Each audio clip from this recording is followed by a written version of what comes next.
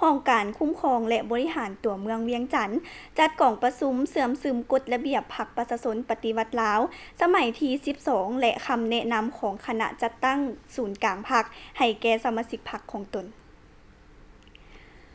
กองประชุมดังกล่าวได้จัดขึ้นอยู่ที่ห้องการคุ้มครองและบริการตัวเมืองเวียงจันทน์ในวันที่21สิงหาคม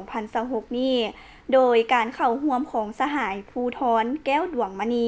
กรรมการประจำพรรคหัวหน้าคณะจัดตั้งนครหลวงเวียงจันทน์ในพิธีสหายสมมิตรศรีบุญมีรองประธานคณะกวดกาพรรคองค์การกวดการัฐนครหลวงเวียงจันทน์ได้เผยแพร่กฎระเบียบพรรคซึ่งได้ยกให้เห็นเนื้อในพื้นฐานเกี่ยวกับพรรคประชาชนปฏิวัติลาวซึ่งแม่นกองนำหน้าที่มีการจัดตั้งแม่นการจัดตั้งการเมืองสูงสุดของชนชั้นกรรมกรและระบอบประชาธิปไตยประชาชนลาวเป็นตัวแทนที่จงรักภักดีอย่างเสมอต้นเสมอปลายต่อสิทธิและผลประโยชน์ของชนชั้นกรรมกรชาวผู้ออกแรงงานบรรดาเผ่าของชาติลาวทั้งหมด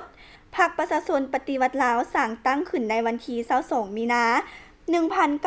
1955โดยสืบทอดภารกิจของพรรคคอมมิวนิสต์อินโดจีนซึ่งแมนประธานไก่สอนพรหมวิหารเป็นหลักแรงนำพาก่อตั้งทนุบำรุงฝึกฝนล่อหลอมก่อสร้างและปรับปรุงให้หนักแน่นเข้มแข็งอย่างบ่หยุดยั้ง